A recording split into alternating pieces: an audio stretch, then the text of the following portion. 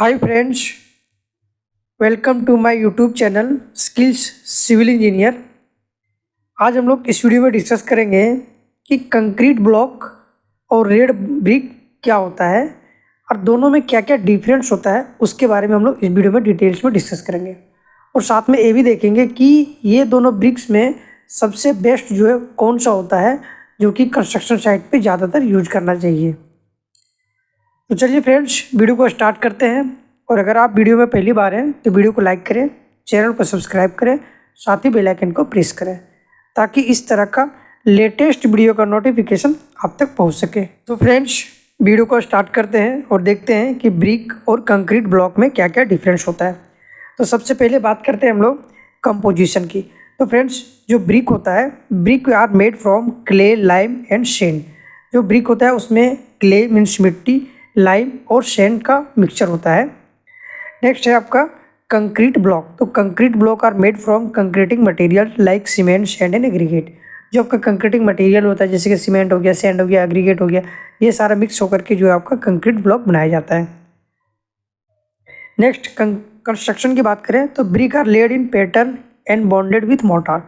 जो ब्रिक होता है वो एक पैटर्न में जो है उसका ब्रिक वर्क किया जाता है, जिसमें जो है मोर्टार का भी यूज किया जाता है। और अगर कंक्रीट ब्लॉक की बात करें तो concrete block are staggered and reinforced with horizontal and vertical support. उसमें क्या आता है, रिइंफोर्स्ड का भी यूज किया जाता है, जो कि आपका हॉरिजॉन्टल और वर्टिकल दोनों केस में भी हो सकता है। नेक्स्ट है फ्रेंड स्ट्रेंथ। अगर स्ट्रेंथ की बात करें तो brick strength are less as compare to concrete block. जो ब्रिक होता है उसका स्ट्रेंथ कम होता है आपका कंक्रीट ब्लॉक से। और अगर वही कंक्रीट ब्लॉक की बात करें तो कंक्रीट ब्लॉक का स्ट्रेंथ जो है वो ज़्यादा होता है आपका ब्रिक से, क्योंकि उसमें कंक्रीटिंग मटेरियल यूज किया जाता है, इसलिए उसमें उसका स्ट्रेंथ ज़्यादा होता है। नेक्स्ट है वाटर रेसिस्टेंट। अगर वाटर रेसिस्टेंस की बात करें तो फ्रेंड, जो ब्रिक होता है, brick are less water resistant than concrete block. अब ब्रिक क्या होता है, वो आपका क्ले से बना होता है। क्ले मीन्स मिट्टी। तो मिट्टी क्या करता है, वो ज़्यादा पानी को ऑब्जर्व करता है, इसलिए इसका जो वाटर रेसिस्टेंट जो होता है वो कम होता है। और अगर वही कंक्रीट ब्लॉक की बात करें तो उसका वाटर रेसिस्टेंट ज़्यादा होता है, क्योंकि वो वाटर को ऑब्जर्व नहीं करता है। नेक्स्ट है वाटर एब्जॉर्प्शन। तो फ्रेंड्स, जो ब्रिक होता है वो ज़्यादा पानी को ऑब्जर्व करता है। तो bricks are more water absorb as concrete block. Okay, concrete block की अपेक्षा जो है जो ब्रिक होता है वो ज़्यादा पानी को ऑब्जर्व करता है। और वहीं अगर कंक्रीट ब्लॉक की बात करें तो वो पानी को कम ऑब्जर्व करता है। ओके, नेक्स्ट है साउंड इंसुलेशन। तो brick have not good sound insulation property. जो ब्रिक है, अगर आप ब्रिक से कोई अगर रूम का कंस्ट्रक्शन किए हैं तो उसका जो साउंड इंसुलेशन प्रॉपर्टी जो है वह अच्छी नहीं होती है। लेकिन जो कंक्रीट ब्लॉक से अगर आप किसी रूम का कंस्ट्रक्शन किए हैं तो उसका साउंड इंसुलेशन जो है वो अच्छी होती है। Next friend durability. अगर ड्यूरेबिलिटी की बात करें तो brick durability less than concrete block. जो कंक्रीट ब्लॉक होता है उससे जो है ब्रिक की ड्यूरेबिलिटी कम होती है, और कंक्रीट ब्लॉक का जो ड्यूरेबिलिटी जो है वो ज़्यादा होती है। Next size. अगर साइज की बात करें फ्रेंड्स तो ब्रिक का जो साइज है वो छोटा होता है, स्मॉल होता है आपका as compare to concrete block. Okay, और कंक्रीट ब्लॉक का जो साइज है वो ज़्यादा होता है आपका एज कंपेयर टू ब्रिक। उसमें भी आपका डिफरेंट डिफरेंट साइज का होता है, लेकिन आपका जो ब्रिक होता है, ब्रिक से कंक्रीट ब्लॉक का साइज ज़्यादा होता है। नेक्स्ट है